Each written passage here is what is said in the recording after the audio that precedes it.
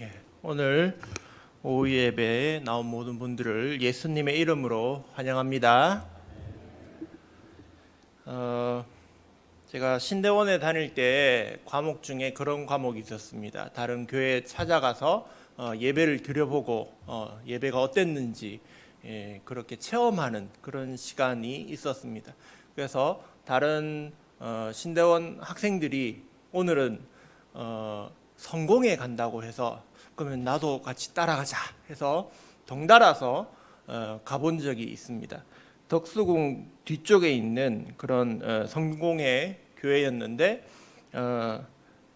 그 교회에서 예배를 드리는데 성공에는 형식은 가톨릭, 뭐 앉았다 일어났다가 막 기도했다가 그런 형식들은 다 가톨릭이고 대신 내용은 개신교 그런 종파죠. 그래서 가서 이제 예배를 드리는데 마침 그날이 부활절 다음 주일이었습니다. 부활절 다음 주일이라서 갔더니 뭐라고 얘기하시냐 하면 도마의 부활절이다 이렇게 얘기하시는 거예요. 왜 도마의 부활절이라고 하냐 하면 오늘 말씀에서도 예수님이 제자들에게 나타나신 후에 8일 후에 주일 월화수목금토 1 하니까 8일 후에 일주일 뒤에 도마에게 나타나셨거든요. 그래서 부활절 다음 주일은 도마에게 나타난 부활절 해서 도마의 부활절이라고 그렇게 이제 설명을 해 주시는 것입니다. 그런데 그때 뭐 자세한 내용은 기억나지 않지만 그 목사님이 설교를 하시면서 도마에 대해서 굉장히 긍정적으로 말씀하셨던 것이 굉장히 마음에 와 닿았습니다. 우리 개신교인들은 흔히 도마 이러면 제일 먼저 붙는 단어가 뭡니까? 의심 많은 도마 이렇게 말하거든요.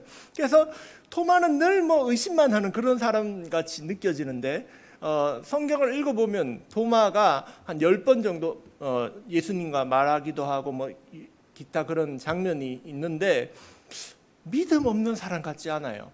믿음 없는 사람 같지 않고 오히려 도마가 철저하게 잘 믿는 사람 같아 보이는 그런 것을 발견하게 됩니다. 그래서 오늘은 이 본문의 말씀을 통하여 우리가 예수님의 십자가의 흔적이 부활의 증거가 됨을 함께 살펴보고자 합니다. 자, 그렇다면 먼저 부활의 증거가 왜 필요할까요? 부터 생각을 해보려고 합니다. 여기 계신 분들은 예수님 믿고 예수님이 부활하셨다는 것을 다 믿지만 세상 사람들은 예수님이 부활하셨다는 것을 믿지 않습니다. 세상에는 4명의 크게 4대 성인이 있죠. 유교를 창시한 공자가 있고 불교에는 석가모니가 있고 이슬람교에는 무하메드가 있고 우리 기독교에는 예수님이 성자로 사람들이 생각을 하죠. 그런데 사람들은 어디까지는 생각하냐 하면 그래 공자도 사람이고 석가모니도 사람이고 무하메드도 사람이었고 예수님도 사람으로 계셨다는 것까지는 이제 인정을 하는 것입니다. 그러나 그들은 예수님이 신이시고 하나님이시고 다시 살아나신 부활하셨다는 것까지는 믿을 수 없는 것입니다. 그래서 우리들은 예수님이 부활하셨다는 것을 세상 사람들에게 말해주기 위하여 부활의 증거가 필요한 것입니다. 예수님을 믿지 않는 자들에게는 예수님이 나타나 주시지 않았습니다. 예수님이 십자가에 달리시기 전에는 많은 사람들에게 자신을 보이셨습니다. 예수님한테 찾아가기만 하면 병 고쳐주고 뭐 배고프면 빵도 주시고 그런 여러 가지 기적들을 아무나 다 체험할 수 있었죠. 그러나 십자가에 달려 돌아가신 이후에는 예수님의 모습을 본 사람들은 예수님을 믿고 사랑하는 제자들 뿐입니다. 그래서 우리들에게는 믿지 않는 자들에게도 부활을 설명해 줄 증거가 필요합니다. 자, 그러면 부활의 증거는 어떤 것들이 있는가? 흔히 부활은 이런 증거가 성경에 있습니다. 첫 번째는 예수님이 죽으셔서 무덤에 묻혔다는 것이 부활의 증거입니다. 우리가 잘 알다시피 예수님께서 십자가에 달려 처형당하시고 장례식을 치러야 되는데, 그때 아리마대 사람 요셉이 등장해서 자신의 무덤을, 부자였던 아리마대 요셉의 그 좋은 무덤을 예수님께 드리고 장례식을 치르게 됩니다. 이 아리마대 요셉은 그 당시에 사회 지도자에 해당되는 그러한 사람이었습니다. 산헤드린 공의의 의원인 그런 사람, 즉 믿을 만한 사람이었던 것입니다. 근데 그런 사람이 준비한 무덤에 예수님이 장례식을 치렀으니 예수님은 분명 돌아가셨구나라는 것을 우리가 알 수 있습니다. 두 번째 부활의 증거는 무덤이 비어 있었다는 것입니다. 빈 무덤을 발견한 예수님을 사랑했던 여자들의 증언도 있었지만, 중요한 것은 무덤을 지키고 있었던 사람들이 있었습니다. 무덤을 지키고 있었던 로마 군인들이 있었던 것입니다. 그 당시에 사람들이 생각하기에 예수님이 죽기 전에 내가 부활할 것이다 라는 것을 들었던 사람들이 예수님이 이제 죽었고 무덤에 장례를 치렀으니까 혹시 제자들이 와서 시신을 훔쳐가고 부활했다라고 말할 수 있다. 그러니 저 무덤에 군인들을 세워놓자라고 얘기합니다. 마태복음 27장에. 그래서 빌라도가 그래, 군인들 가서 거기 지키고 있어, 그렇게 얘기한 것입니다. 그 사람들이 오히려 빈 무덤이 된 예수님이 무덤에서 나오게 됐다는 것을 증언하는 증인이 되어버리는 그런 일이 있었던 것이죠. 세 번째, 예수님을 본 사람도 있습니다.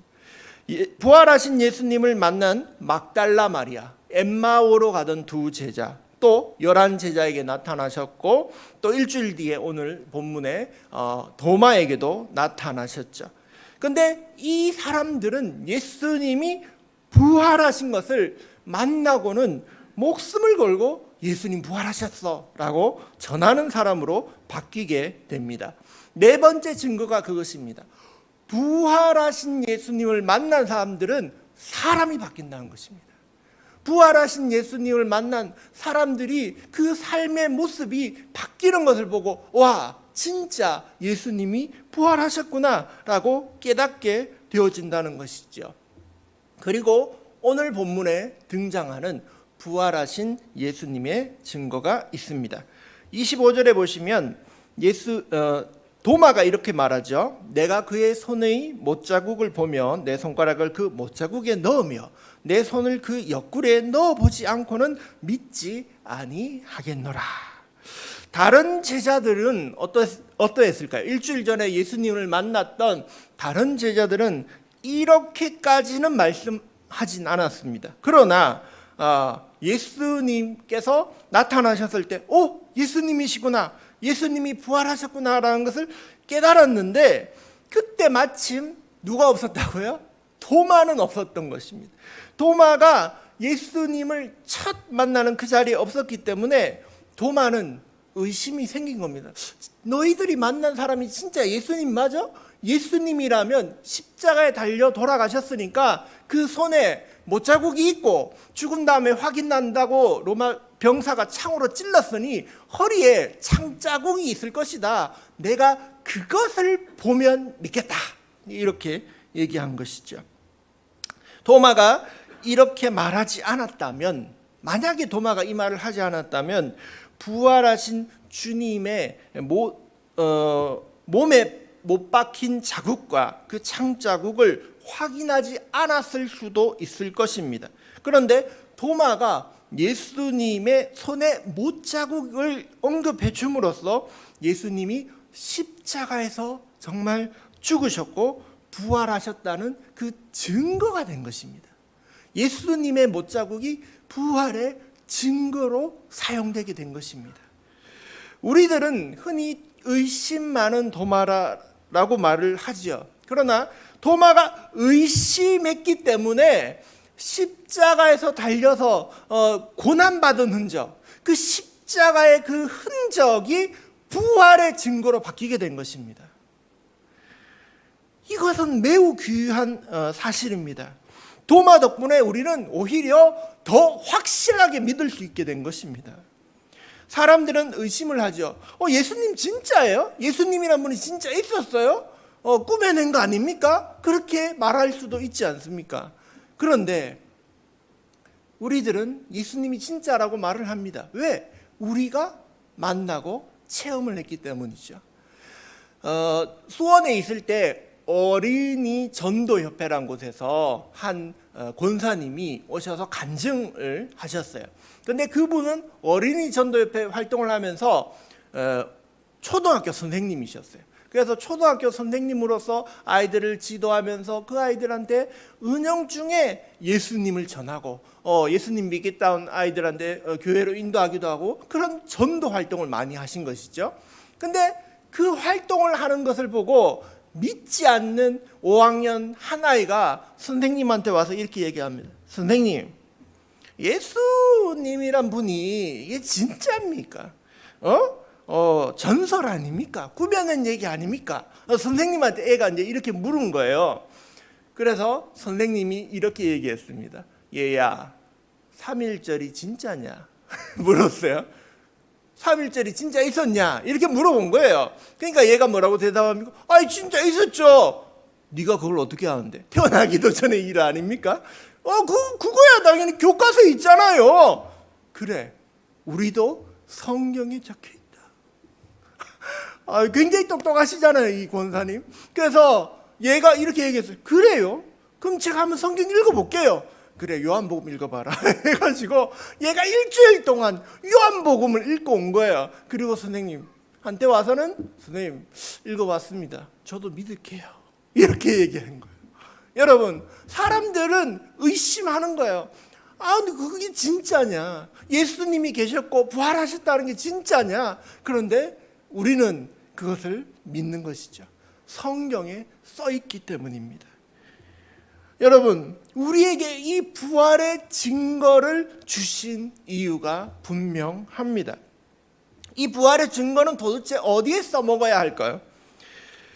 우리는 예수님이 도마에게 이 부활의 증거를 주신 이유를 좀 생각해 보아야 됩니다. 예수님이 도마가 제자들하고 같이 있을 때 다시 두 번째로 나타나셨을 때 자신의 못자국과 창자국을 언급하십니다. 도마에게 말하면서 보고 만져보고 믿으라고 얘기하십니다. 그때 당시 상황을 생각해 보면 제자들은 사실 예수님이 십자가에서 죽으셨거든요. 이게 로마 군인에게 잡혀가서 강제로 죄도 없는데 죽은 그런 죽음이지 않습니까? 그러니 제자들도 사실 굉장히 두려운 마음이 있었던 것입니다. 나도 잡혀가서 죽지 않을까라는 무서움이 있었던 것이죠. 근데 그렇게 떨던 제자들에게 제일 처음에 나셔서 예수님이 하신 말씀이 그래서 평강이 있으라라고 하신 것입니다. 제자들이 무서워하고 두려워하고 예수님이 돌아가셨기 때문에 슬퍼하는 그 모습 가운데 예수님이 제일 처음에 전해주신 것이 평강을 주신 것이죠. 그런데 그 다음이 중요합니다. 그 다음에 예수님이 뭐라고 얘기하시냐면 오늘 읽지 않은 20절의 말씀을 보십시오. 이 말씀을 하시고 손과 옆구리를 보이시니 제자들이 주를 보고 기뻐하더라. 그 전에 도마 전에도 제자들한테 예수님은 잡아라, 내가 진짜다, 내 손에 못자국 있지, 내 옆구리에 창자국 있지 보여주신 거예요. 그 전에 제자들한테도 동일하게 그것을 보여주며 내가 진짜 십자가에서 죽은 예수다 라는 것을 보여주신 것이죠. 그리고 제자들이 그것을 보고 진짜 예수님이 살아나셨구나라고 기뻐했던 것입니다. 그런데 누가 없었다고요? 도마가 없었죠. 도마가 없었기 때문에 24절부터 있는 이 본문은 그 앞에 있었던 본문이 계속 그대로 반복되어지는 것입니다. 예수님이 다시 도마에게 나타나서 사람들하고 도마하고 있는 곳에서 평강이 있으라라고 얘기하고 또 손을 보여주고 이 옆구리를 보여주면서 자 봐라, 내 손에 이 못자국 봐라, 그리고 믿어라라고 예수님이 해주신 것입니다. 여러분, 왜 이렇게 도마를 위해서 다시 예수님이 나타나셨을까요? 도마가 이 모습을 보고 뭐라고 고백합니까? 28절에 보면 나의 주님이시요 나의 하나님이십니다 라고 고백을 하게 됩니다. 도마를 위하여 예수님은 다시 나타나 주셨고 그 결과 도마는 놀라운 믿음의 고백을 하게 된 것입니다. 예수님 진짜 하나님이십니다. 예수님 나의 주님이십니다. 즉 예수님이 다시 도마에게 나타나신 것은 도마에게 믿음을 주시려고 나타났다는 것을 우리는 알 수 있게 됩니다. 예수님이 도마에게 이렇게 믿음을 주신 이유는 뭘까요? 도마도 예수님이 사랑하시는 예수님의 제자이기 때문입니다. 도마가 예수님의 사랑하는 제자이기 때문에 그에게도 다시 한번 나타나서 똑같이 평강이 있으라, 손에 이 못자국 봐라, 그리고 날 믿어라 라고 예수님이 다시 나타나신 것입니다.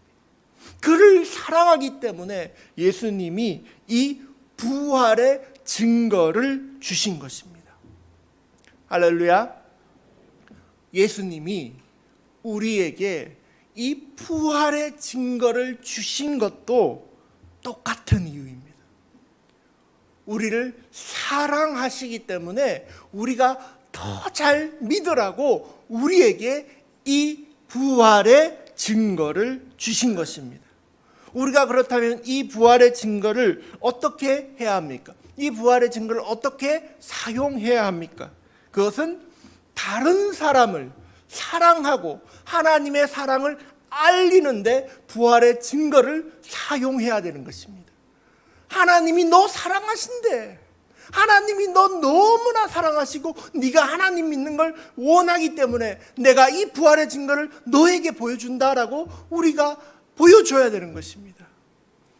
여러분, 무엇이 부활의 증거가 됐다고요? 지금 예수님 손에 있는 못자국, 허리에 있는 창자국이 부활의 증거가 되었습니다. 마찬가지로 여러분이 가지고 있는 고난이나 어려움이나 아픔의 흔적이 있을 것입니다. 그런데 놀랍게도 우리 주님은 그것을 뭘로 쓰신다고요? 부활의 증거로 쓰시는 거예요. 여러분 삶에 있었던 그 상처, 그 아픔, 그 고통을 예수님은 뭘로 쓰시냐면 나를 증거하는 부활의 증거로, 다른 사람이 믿게 하는, 다른 사람에게 사랑을 전하는 그 증거로 사용하시는 거예요. 우리 많이 그 간증들 들어보지 않았습니까? 그 사람들이 얼마나 아파했고 얼마나 고통당했고, 그런데 그것을 가지고 예수님을 전하지 않습니까? 그 사람들이 당했던 그 고난을 통해서 예수님을 전하고 있지 않습니까? 우리의 고난이 예수님의 부활의 증거가 되는 것입니다. 여러분, 성경에 갈라디아서 6장 17절에 보면 이후로 누구든지 나를 괴롭게 하지 말라. 내가 내 몸에 예수의 흔적을 지니고 있노라 라고 말씀합니다. 예수님의 흔적, 즉 예수님이 십자가에서 죽으셨던 그 못자국, 그 창자국을 바울도 이러한 고난의 흔적이 있다라고 말을 한 것입니다. 그 바울이 선교하면서 얼마나 많이 힘들었습니까? 돌팔매 당하고 죽을 뻔하고 배가 파손하고 강도의 위험과 여러 가지 그런 어려움들을 통하여 그는 예수님을 증거했습니다. 그런데 자기가 당한 그 고난을 바울은 이렇게 얘기한 것입니다. 예수의 흔적이다. 예수님의 흔적이다. 라고 고백합니다. 가톨릭에서는 심지어 몸에 난 그러한 그 흔적, 아픔의 흔적을 스티그마, 성흔이라고 이야기합니다. 그래서 어떤 경우에는 정말 뭐 역사적으로 한 명, 두 명 그런 경우 있었다는데 신비한 방식으로 갑자기 손에 그런 흔적이 나타난 사람도 있었다고 합니다. 그런데 신비한 방식이 아니라 그냥 그런 고난을 겪은 한 분을 소개하고자 합니다. 최수동 목사님이란 분입니다. 이분은 원래는 사우디아라비아에서 건설 현장에서 일했던 인부였습니다.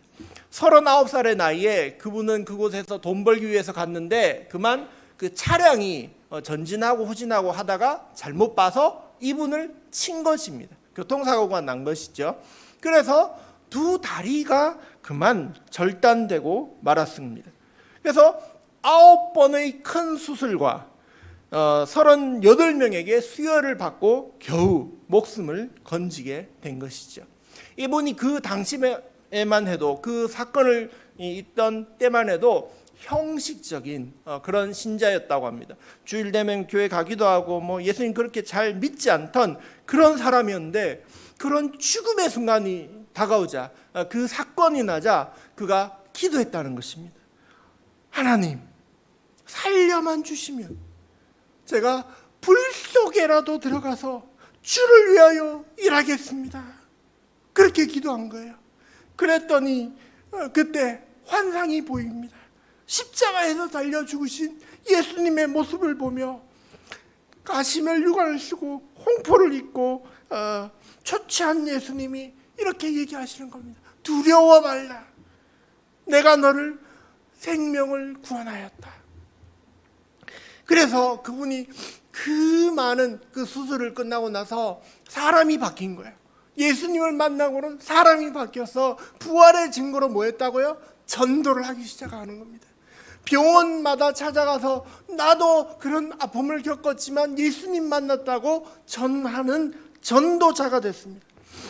이분이 사실은 다리가 없어요. 근데 요즘 기술이 좋으니까 의족이라는 게 있잖아요. 그래서 의족을 끼우고 연습을 많이 해서 두 다리로 이제 걸어 다니게 되신 거예요. 그래서 전도하는데 그러다가 찬양을 만들었어요. 찬양 가사가 그거예요. 불 속에라도 들어가서라는 찬양곡을 만든 것입니다. 가사를 잠깐 읽어드립니다. 죄악된 세상을 방황하다가 천국과 지옥도 나는 몰랐네. 고집대로 영죽을 험한 이 세상이 왜 그리 더러운지 이제야 아네. 불 속에라도 들어가서 세상에 널리 전하리 주의 사랑을. 탕자를 살려준 주님 말씀에 죄인의 두 다리 묻어두었네. 아들이여 일어나 내 손을 잡고 남은 몸 모든 영혼 바치라 하네. 골고다 언덕길 오르신 예수 추수할 일꾼을 찾아 부르네. 거친 바다 험한 산 피가 맺혀도 십자가 내가지고 끝내 이 길이. 그렇게 찬양 가사를 쓰시고 찬양을 하고 전도를 하고 다니신 것입니다. 자신이 겪은 그 고난이 예수 그리스도의 부활의 증거가 된 것입니다. 여러분의 고통도 고난도 그 흔적도 예수님께서 부활의 증거로 쓰실 줄 믿습니다. 예수님의 부활을 전하는 주님의 사람들 되시길 예수님의 이름으로 축복합니다.